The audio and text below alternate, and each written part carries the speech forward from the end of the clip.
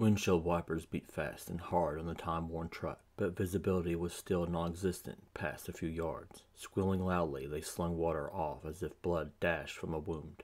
Lightning was like the hammer of heaven slammed to the earth. An old oak beside the road split under its power. The wood burned for a moment before being extinguished. All of this did not affect Lazarus in the least, mind dwelling deeply upon darker things. He enjoyed the change in scenery. Gripping the wheel tight, radio droning, reflexes kept him perfectly within the lines. Music poured out. Chart-topping hits spewed forth disgusting upbeat sound. Lazarus sneered. Mindless joyous sheep, he thought, and grabbed a death metal compact disc. Savage instruments soothed him. Smiling quick and easy, an absent hand that straightened his onyx tie, tightening its double Windsor knot. The hateful, abusive noise suited his taste more. Staring out into the rainy night, boredom closed in. This always preceded sanguine acts of horror. He never dealt well with the tedium of inactivity. Looking ahead, a glimmer of light, distorted by rain, piqued his interest. This faint gleam vanished like the life in a dying man's eye. A tire exploded, jerking the wheel hard right. Holding on, he felt the flat wobbling. Rain and gravel conspired to run him off the road. The threat of death excited Lazarus, and he sought it. Every death brought him closer to an answer. Sojourn of mayhem. Ruin of life to comprehend the existential. He pulled over as the rim dug into the road. The truck, stolen, had served a purpose. No cop looked twice at it. The smile never diminished as he meditated like a monk upon all this. Exhaling a little, the lone traveler thought. The exploding tire was the first real piece of excitement for a while.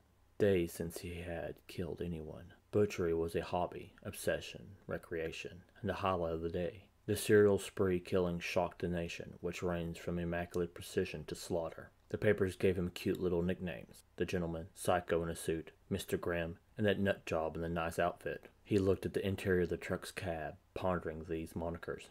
The gentleman had subtle hints at sophistication, yet had an air of threat. That word implied more than the butcher of 60 people. The past exploits never mattered, and the future exploits tantalized.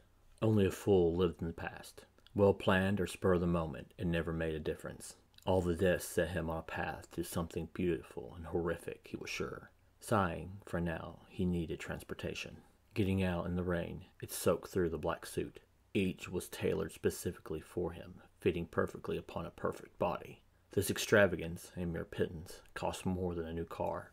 The material was dark as his eyes and hair, the last bit of a vanity. It always appeared styled, people mistaking him for a lawyer, doctor, or businessman. These attractive features set people at ease, yet also drew them in, disarmed them. Walking to the flat, the sight surprised him. He had chosen the truck for its good tires, and cops showed little interest in beat-up trucks. For that reason, he should have not had a blowout. A can stuck in the tire, a puckish little trap, which had nails all through the metal. Lazarus examined the offending piece, distantly angry, but still laughed at the trick. Some child's prank almost got their whole family slaughtered. Death welcomed by the end. He preferred to kill things that fought back, but people begged to be taught lessons. Pulling out the can, he cut a finger. Blood ran from the injury as rain beat down like little fists. Water pooled in a ditch beside the road, and bits of road debris floated on the surface. An infant's birthday cake, bright gay icing, had a half-eaten rat hanging out. Briefly he pondered the significance as the whole world threatened to wash it away. It symbolized this place. We are all just rotted meat in a pleasant veneer, a lie which hid filth underneath. Cake and rat rotting together floated, oblivious to musings. Lightning illuminated the world. The bright flash drew his eye from the flat. A gas station, first for miles, sat a little further down the road. Glancing at it, he pulled the black hair out of one eye. Tossing the jagged metal away, he got back to the truck. Part of him still thought of the perpetrator of the trick. An even darker part imagined slamming it into their face, or clenching it in a fist before ramming it down their throat. A symphony of blood, metal, and choked screams. Thoughts of killing carried him along with a cheery smile. Driving the limping truck, he hated to enter the gas station. Nothing about the countryside appealed to him, and he felt sullied by its lack of complexity. The black truck stopped, headlights shut off. Lazarus straightened his tie before grabbing two guns, his eternal companions. Turning off the music, murderous rant cut off midstream. Stepping back out into the storm, water soaked his skin. Walking across the gravel parking lot, he examined the building. The old rusted sign barely held, yet clung obdurately on. An ornate web clung beneath full of huge drops. Its strings were thicker than normal. The once white neon had been stained yellow by sun and time. The pitman's sign glowed in the night, reminiscent of urine, and the last syllable's lights had blown. Flickering, it only made the lit part stand out. The sight amused him. It looked like a pit, and some thought he had come from the very bowels of the devils. Laughing a little, he felt charmed by the scene. Decadent and the macabre always felt closer to his heart. Surveying the parking lot, sight of no other customers disappointed him. Shooting one person rose hunger without bedding it back down. He doubted there would be more than just a clerk. The lack of any vehicles and a connected house told him the owner ran it. Opening the door, it struck a bell suspended above. The silver chime gave a sour note, which struck like a thorn at the back of the mind. Lazarus walked a few steps, floor creaking underfoot. The hardwood stained nearly black. Smell of tobacco, candy, and beer hung heavy on the air. Interior of the gas station was also badly lit. Lights were dark and flickered sporadically. All were different wattages, or low quality. Looking up, a small population of dead bugs lay inside. The only lively one, bloated and watchful, was a spider. For a moment he looked at the small arachnid. It regarded him solemnly, as if waiting for a deep answer, of which he had few. Lazarus hated the creatures. Repulsed by their eyes, he felt revolted. Multifaceted eyes roamed over him, and the temptation to smash it tugged. The easy smile broke into the grin of a hungry but insane wolf. Seemingly aware of the emotion, it fled. Yet for a moment it looked back, scared and angry. So preposterous, he snickered a little at the thought, shaking off silly flights of fancy. "Can I help you?" someone asked from behind the counter. Lazarus straightened his tie, a mannerism brought on by annoyance, the country accent grating. He hated it even more when deepened for people obviously visiting. Walking towards the woman, he paused for a moment.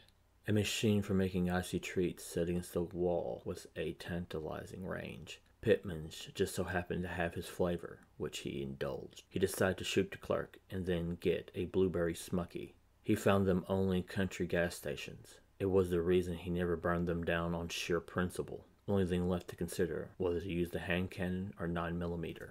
Stopping at the counter, a beautiful woman sat. She regarded him politely, wearing a little too much makeup. A full complement of white teeth, perfect and straight, prettily displayed for him.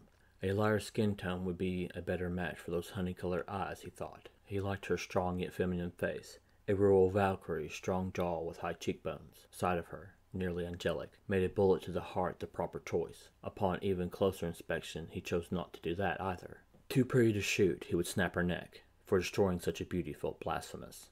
Lazarus had things to do, of course, but would do right by her loveliness. A quick smile danced across his handsome face with the thought. This easy gesture was one of his best features. Women loved it. Men admired the confidence, and charming people made defenses come down. After her guard lowered, he would make it quick. People would worship a beautiful devil if only it would smile. "Hello, miss. How are you today?" He delivered the simple line with a charming twinkle. Lazarus thought it would be hard to keep the grin. Country accents wore his nerves easily, and he stilled himself. "I am fine," the woman replied, pretty honey eyes wide and beautiful. "Do you need any help?" Frowning a little, he did not hear the accent. "My truck broke down, and I need to use your phone." He swore that it had been really thick earlier. Lazarus slipped a hand into the pocket of his jacket. The grip on the hand cannon faltered. The clerk's irises captivated him briefly. The exquisite eyes looked multifaceted like a broken glass, a shattered mirror showing his true self. They stared blankly and without blinking, as if painted on a mask. In fact, he thought, they were a lot like an arachnid's. Smiling, the woman had a knowing look. Studying the clerk's grin, insatiable hunger filled her eyes. The easy smile broke with fingers going to his head instead. He wondered if he needed medication. This gentle hallucinations felt surreal. They felt true. "Thank you," came out lamely. He could hear and feel his heart pound hard, and each fist against the ribcage. "Don't mention it." A smirk creased one pretty cheek. "The web work of roads gets people in here all the time. Most of them are lost or broke down." She studied him with a look of open lasciviousness and hunger. Saying nothing, Lazarus walked to the phone, the abrupt turn graceful as are all his movements. Her words themselves repulsive, and the open look of want disgusting. A thin film of sweat broke out on his skin, which felt somehow defiled. Lifting a hand towards the payphone, he stared at nothing. The other stealthily retrieved the medication, and the fingers shook for the first time in memory. Getting out a pill, it was dry swallowed, the bitter taste hanging at the back of the throat. Pretending to make a call, the tremors passed eventually. He sometimes saw strange things and never missed taking medication. The small shake threw off his aim, which he detested. Collecting himself, he decided to blow her head off instead. Determined, he walked back to the clerk, hands slipping into the suit. Glancing at the name tag, he saw Charlotte stamped in simple black letters. It was funny how your eye always went there, he thought. Starting to pull the gun's grip, Easy Smile returned. The perfect straight teeth dazzled. A girl now stood next to the clerk, and she had big eyes. The child's presence did not bother him in the least. Lazarus would kill the woman and her kid. Studying the little girl, she looked exactly like her mother. Their resemblance was eerie. He stared at the bizarre, exact similarity, which was perfect, disturbing, distracting. Baby's hungry, the young child said simply. Somehow the world felt ominous and too full of meaning. They looked at Lazarus as he slipped the gun back in for some unknown reason, a predator sensing an unknown threat. He studied the clerk, something amiss. The woman's skin turned pale, practically no makeup upon soft skin. Again, he could swear that it was different before.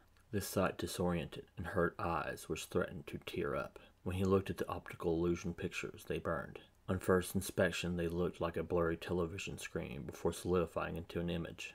Lazarus hated staring stupidly till the object appeared. They always made his head hurt. "Have a nice night, Charlotte."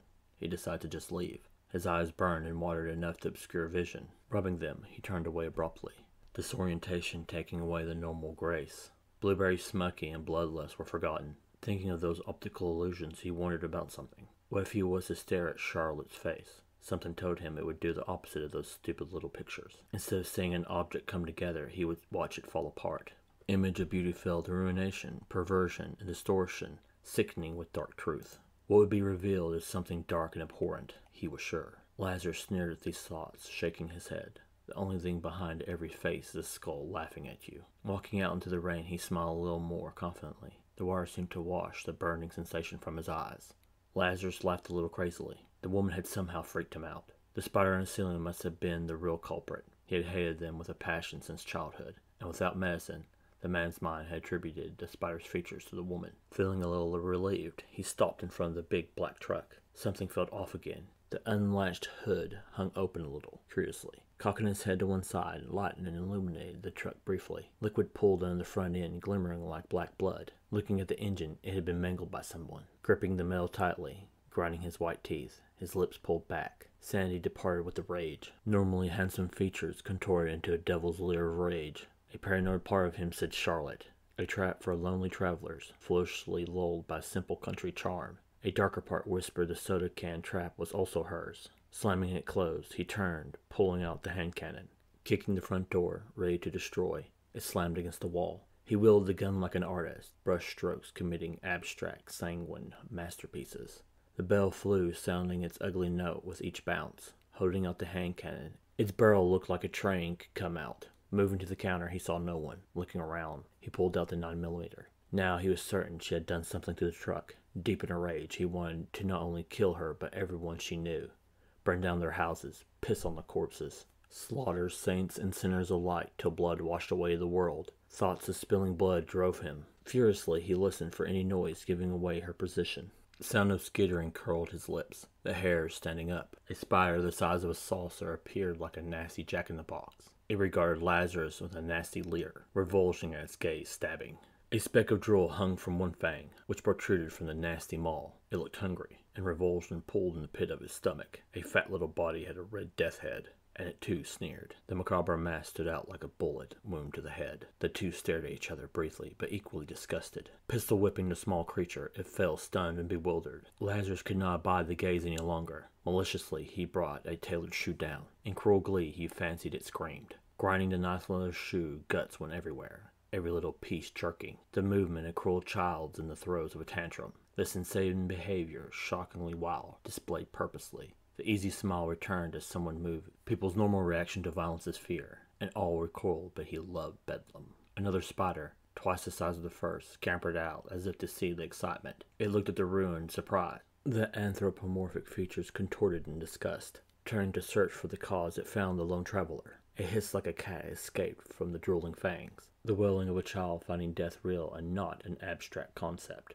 Lust for murder crawled in the multifaceted eyes. Standing on its hind legs, the creature looked furious, wanting revenge. It wore a human-like look of rage, and Lazarus felt real hate well up. Drawing back a leg, the smile turned to a snarl. He kicked hard, as if punting a football. It flew fast and hard in an arc, and the fat spider hit the wall with a wet splat. Full of black blood, it burst everywhere, dripping down. Its destroyed body smelled like rotted meat. Sounds of skittering came from everywhere, others hearing the cries of rage. A cacophony of cat-like hissing arose, which made him feel crazier. Lazarus saw legs and red death heads. The loathing blacked out reason. Icy rage gripped him, and he stomped or pistol-whipped all. After a minute, the large spiders retreated. After their departure, he was not alone long. Spiders the size of dogs came around the aisles. They resembled the smaller arachnids. However, they were far more dangerous. Faces oddly human. Lazarus wondered what kind of freak kept spiders as pets, but luckily, sanity disappeared. Not hesitating, 9mm found targets, attacking the natural reaction to threat. Rushing, their screeches like tea kettles. A feline quality in the shriek made his ears ring. Firing the gun, each shot hit its mark with a perfect accuracy. One turned to another, clicking fangs. He thought for an instant the chatter resembled human speech. He abhorred them, and he could not abide the affront. 2 more quick shots, and they lay destroyed. After obliterating everything, he fully intended to burn this place down. Reloading the pistol, he saw a wisp of smoke trail out lazily and fine. Before him, the room looked like a whirlwind hit it, but now the room looked like the side of a bomb. Staring around, hands shakily brushed hair aside, he searched for the woman. The appetite for destruction grew. Edges of his vision turned red. He had killed all of her nasty pets. Moreover, the spiders rendered into gory paste. Only silence filled the room as something would periodically fall to break it. Rolling his eyes, he smiled at the idea of playing hide-and-seek with Charlotte. Creeping along, he listened for the woman and her daughter. Checking the office, he saw no one, but only the typical paperwork of a small business. Moving along quietly, Lazarus thought they could have run. He checked the entire gas station, being thorough. Eventually, after methodically searching, he went to the living quarters. House and business contained under the same roof. Moving to the home part of the building, he grew curious. Everything seemed to be normal. A clean home decorated simply with no extras or exercises in frivolity. These people lived sparingly, he observed. Despite their tastes in pets, he appreciated the simple decor. Almost giving up, the sound of clicking drew his attention. His gaze slowly scanned the living room.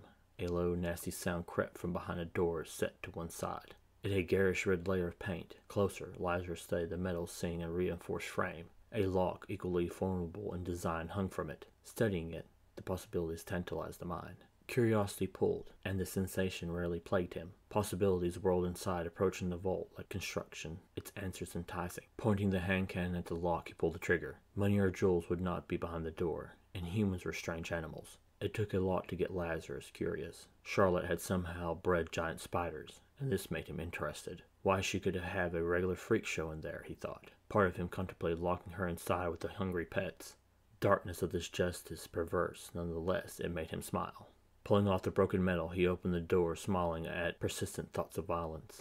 The smell hit, rot forced down his gut, naturally recoiling. He had killed a lot of people, so knew the scent of rot. The stench, like a graveyard, had vomited forth its dead. Walking in, he flicked the light switch. Scarce illumination, half choked. Light died repeatedly. Lazarus grinned as a thought occurred. Exhilaration making him titter. Charlotte could be some psychotic black widow, pun intended. That would make him the valiant, yet misunderstood, good guy.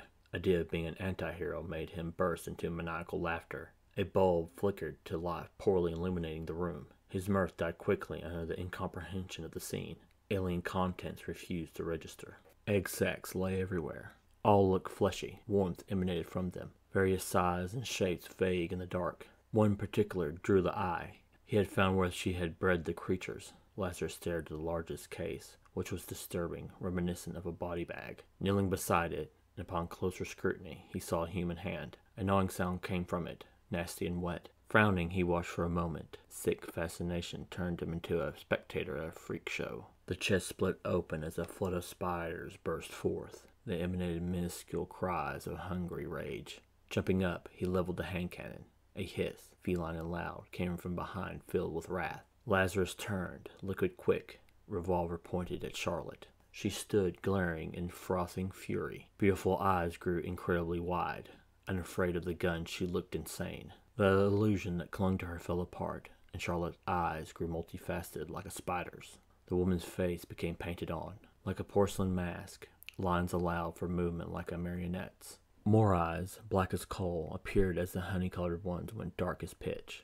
A set of fangs, like the little creature's, protruded long, with drool dripping down. Every moment she grew bigger, as if emerging from a cocoon, or uncompressing. Legs, long, thin, black, and hairy, came out. Lazarus stared into the face of some monstrous hybrid, yet still had enough humanity to horribly express. Very few parts of her resembled the former beauty, although the sight could all be in his mind.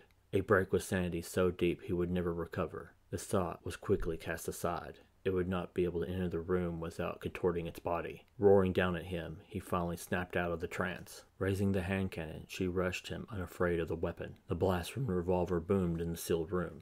Impact of the bullets tore through Charlotte. They pushed her back under their force. The threat of death mattered little to her fury. Black blood and dark gore ran from the mortal injuries. Coming inexorably, the other pistol emptied as he stepped back. Lazarus wore the demonic grimace of an insane wolf. The moment dragged on forever as he bellowed back. As the weapons clicked empty, she flung herself, breaking off legs, squeezing through. The blasphemous amalgam was just too tough to quit or too pissed to die. Lazarus flew backwards from her death throes, striking the solid metal wall. For a moment, everything went black. Raising himself up, he brushed something off absently. He sat up, feeling the bite of some small bug, the injury immediately itching.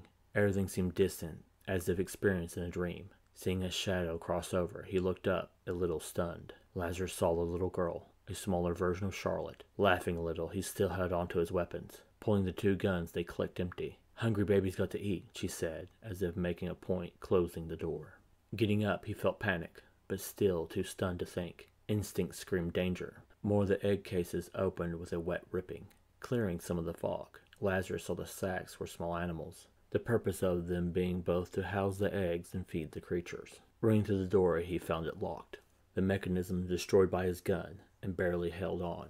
Turning around, the whole room crawled with legs or eyes. Coming in a flood, they were hungry and wanted blood. Laughing, he beat the handle with the butt of the gun. Relentlessly, he bid for freedom. Completely muffled behind the reinforced door, he screamed. Itty-bitty Charlotte had already skipped away, disinterested. She would open the gas station. Sitting down on a small stool, a name tag lay under the counter. It was her mother's, and she liked the name. Sitting down on top of the stool, she pinned it to her shirt. Smiling a little, she was glad the babies had food. Babies got to eat. The mad would not sustain them forever, but the web work of roads would bring more here.